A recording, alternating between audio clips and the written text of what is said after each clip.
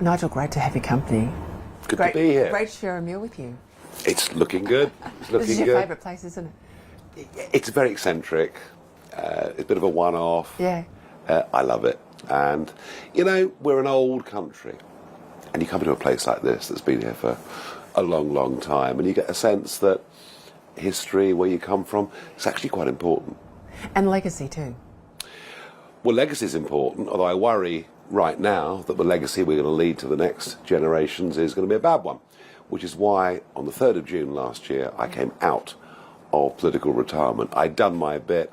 I've been a crusader for over a quarter of a century for us to leave the European Union because I wanted us to get back our sovereignty, our ability to run our own lives.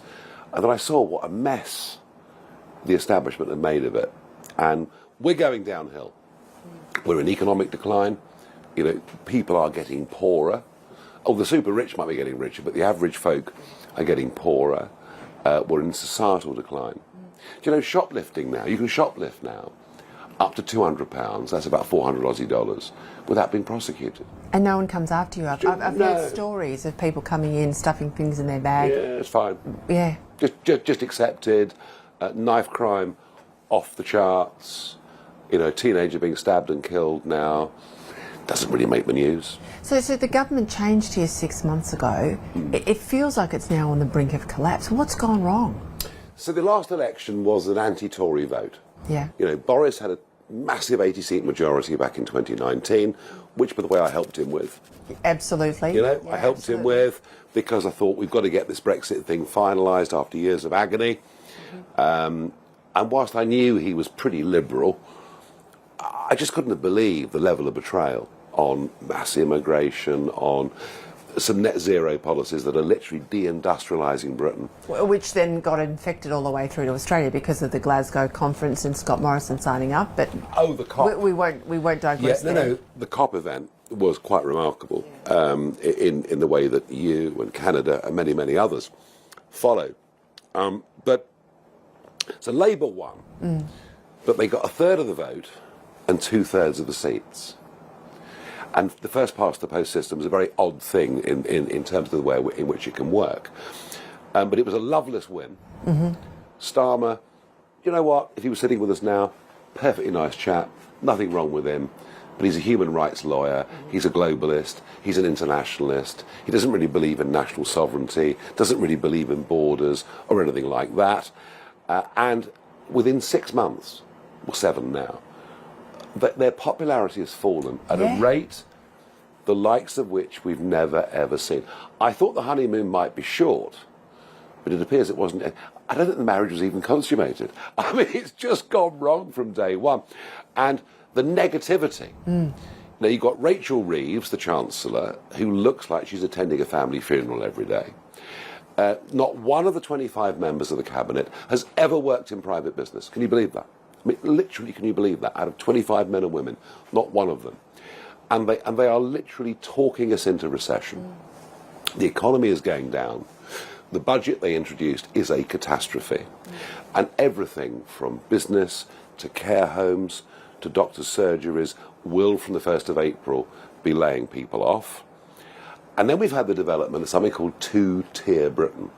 Two-tier policing, two-tier justice, two-tier care. Now, it is true that people like me and Elon Musk have been pushing this narrative, but it's very interesting. So 2 young Muslim men violently assault 2 police officers in Manchester Airport. I mean, you know, broke one of them was a woman, her nose was broken, it was horrible. And don't get prosecuted. Nothing happens. And then we get the murder of those 3 little girls. Yes. An event that has, I mean, really shocked the nation. Went around the world. Horrific. And anybody that said something online in the wake of that, and by the way, some of it was very intolerant and very unpleasant, but it's kind of words, not actions, and they were in prison before you knew it. So you see this development of a perception, maybe a reality, of two-tier justice and a feeling that somehow some groups in British society are being treated differently to other groups. And that has led to anger on the most astonishing scale. So this government is economically inept, culturally completely out of touch. with the roots of society. And by the way, we are a very tolerant country. We always were a very tolerant country. And we accept people, whatever their colour, religion, sexual preference, whatever it may be. But not to the point that you lose your way and you lose your values. But not to the point where those ideas that are separate to our identity start to take us over. So this is an interesting point then, because you're in a situation now, 6 months into a change of government, where that government's on the nose. But I suspect, I've had conversations with cabbies today, the residual anger at the old government's still there, and here you are coming up through the middle. Now, political parties lose members. They don't gain members. You are gaining them at a rate of knots. I mean, you are it's incredible. Not the third force now. I think you're supplanting the Tories as the opposition. When I came back to the leadership, and by the way, I'd walked away. I'd left.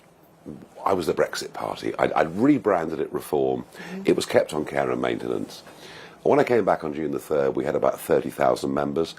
Today, we've gone through 210,000 paid-up members. Wow. And they're all paying £25 to be members. And we're growing 1,000 a day, 500 another day. There's a real energy, a real enthusiasm. Why? Well, part of it is a failure of the Labour government to give us any sense of hope or optimism. Another part of it is the Conservative Party just isn't fit for purpose. It has no message that resonates at all.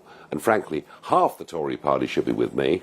The other half should be with the, liberal left, liberal Democrats. Same thing in Australia. But you mentioned first past the post. You first past the post system here. History sort of says that a divided right can't win against a united left. Yeah. What do you think about that? So let me just finish the last point very quickly, if I can. Why are we doing so well? Vibe.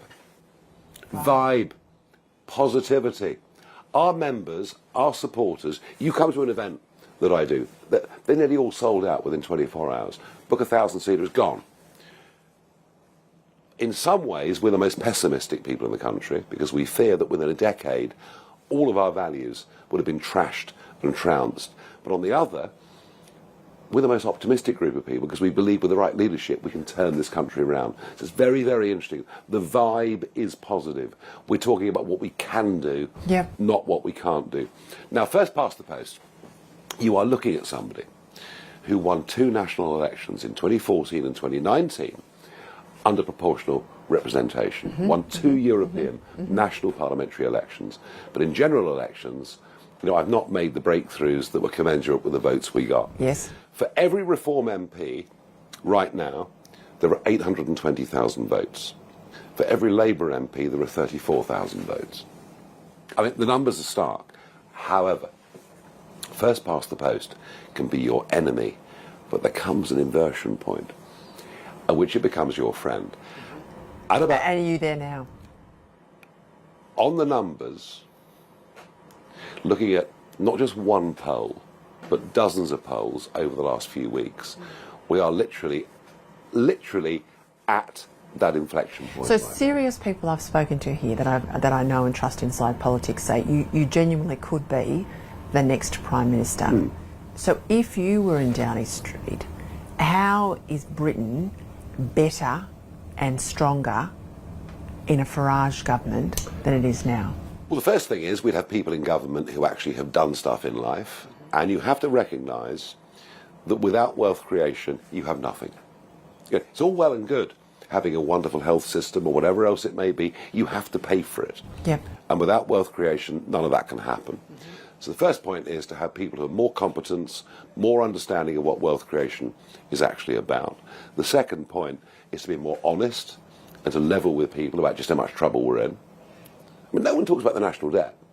I mean, our debt interest repayments are now £100 billion a year. That's 200 billion Aussie dollars a year. Our defence budget's only 50 billion a year, just to give you some sense of context of how much poorer, how much more indebted we're becoming. So honest conversations about how badly we're doing, honest conversations about the welfare state. Another 1 million people since the start of the pandemic are on disability benefit because they've had a 10-minute Zoom consultation with a doctor. Say, Doc, I'm feeling a bit down and depressed. Oh, well, that's fine. Go on disability benefits and stay there for the rest of your life. We can't go on like this. No. But everyone's been too cowardly to take these things on for fear of the onslaught they'll get on X, Twitter, whatever you want to call it these days. And you think that's changing? I do. The ability to have these honest conversations Absolutely. is changing. And a lot of this is coming from America. You know, a friend of mine just won an election in America. You might have heard of him. He's doing quite well. And the DEI agenda and all this madness. It's even like it's washed across Australia in the same way as well. He's got our corporates who are locked into this stuff to take it out of their boardroom papers in a way that if we'd been knocking on the door in government, they would never have done it. So on that point, have we reached peak woke? Oh, I think so, yes. Yeah. I mean, there's clearly further to go. Our health service is still full of it. Our financial services industry is still full of it. But the change is coming. And generally, what happens in America happens here. We generally follow all the social trends from America. They gave us woke. We gave them Prince Harry back. At least that was trying to get even. But no, it's coming. There is a massive change coming in the corporate world, which will feed through to the public sector. But the other issue that we've got to get right is immigration. You know, and of course, you know, all through my career, you talk about this, you're called nasty names, so everybody backs away and runs away. The numbers are extraordinary. I mean, from the 1940s until the turn of the century, net migration into Britain averaged about 30,000 a year. Net migration in 2023 is 1 million. Just get some sense of perspective of what the last Conservative government did. We can blame Labour for opening the doors, but actually it's the Conservative government that opened the doors in a way that's astonishing. And I know that. And do you know who they are? This is the thing too. I know who they are. With all the security challenges, these people are coming in a peaceful invasion. Well, you, of course, I mean, slightly separate but linked, you, of course, had the problem going back 15 years of the boats coming from Indonesia, something that Mr Abbott, I think, helped to turn around rather successfully. I mean, since Keir Starmer came to power, 25,000 young men have crossed the English Channel. 25,000 men, mostly from Afghanistan, Syria, Iraq or Iran, all undocumented. All of whom throw their iPhones in the sea when they get to 12 miles from our shores, chuck their passports in the sea. I've actually been out and filmed this. And watched them doing it. This is the issue about values too. So there's a huge security threat. Yeah. There's a numerical problem with schooling, housing, etc. There's a community cohesion problem. But perhaps above all, there's a national security problem. And it's real. And we are beginning to see, in Europe particularly, more and more of these young men committing crimes of the most heinous, most astonishing nature. You've seen motor cars. I mean, what's the point of banning knives if people drive cars into crowds? So I want to ask you, because this will be a feature of our campaign, which is about to start in Australia, when the Prime Minister calls it, that we have never had before. Parties that identify as Muslim only, that are trying to harvest Muslim votes to not at this stage run candidates, but to influence particularly the Labor left. So they run very heavily on Gaza issues. Now, it's been a feature here for some time. No, it's quite recent actually. Is it here? It's quite recent. From the councils, it's now though in the Commons. How do you tackle it here? Sectarian voting. I've grown up seeing Northern Ireland with sectarian politics. And, you know, everyone forgets how awful Northern Ireland was in the 70s, 80s and through the 90s. You know, 3,500 people killed, thousands more maimed, wounded. This was sectarianism between Catholic and Protestant in Northern Ireland. I never thought I'd see sectarian politics on the mainland. I never thought we'd see it in England, Scotland and Wales, and now we are. And yes, they call themselves the Gaza Independents. But I've heard them in the House of Commons, because there were 4 of them got elected on that ticket, and a 5th, Jeremy Corbyn, the former Labour leader, who's kind of on that ticket as well. And I listen to them in debates. They're apologists for blasphemy laws. They're apologists for first cousin marriages.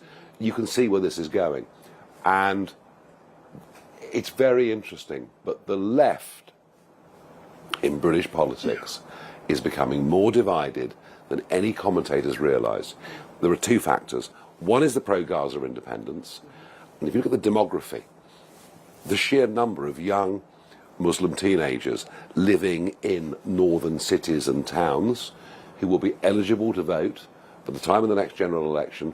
Gaza independence next time won't win 4 seats, they'll win 30, maybe 40, all coming straight from the Labour Party.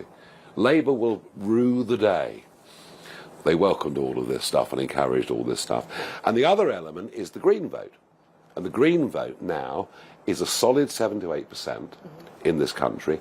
It's not going anywhere because there are people out there who, through the indoctrination of the university system in particular, think we're all going to be dead by next Thursday and we should all never fly again, never own motor cars. I mean, sad, miserable lives. It is. God, we couldn't even approve of a drink this lot. I mean, and they're not going anywhere either, and they're getting cleverer at targeting their resources at winnable seats. So everyone talks about the split on the right. You know, so you're going back to my point before about 2PP. Yeah, I'm coming back to it. So I'm sorry. You're right.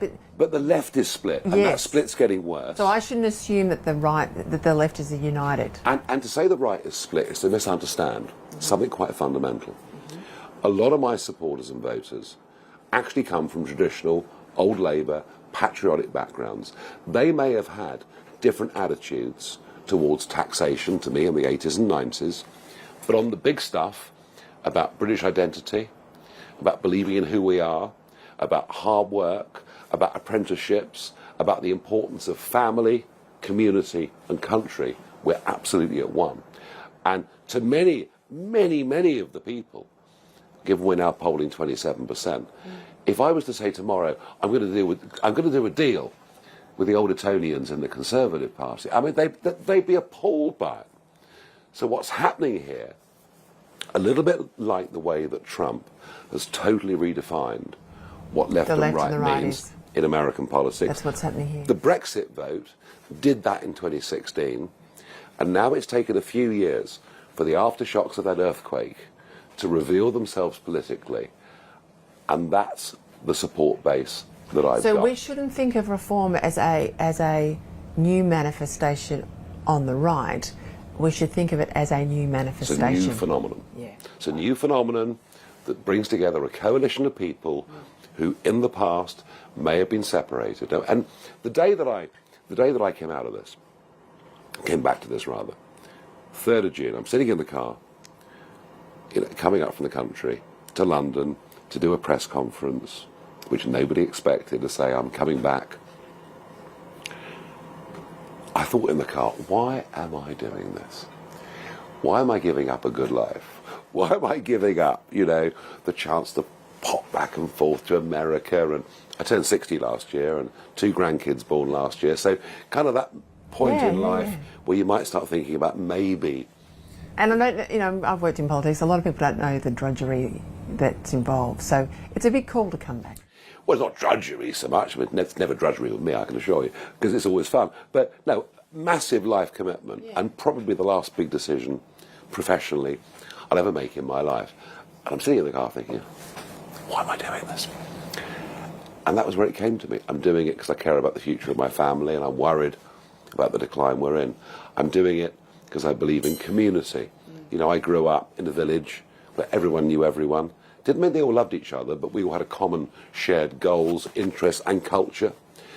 And I'm doing it because this is a country that has been a great country, a world leader.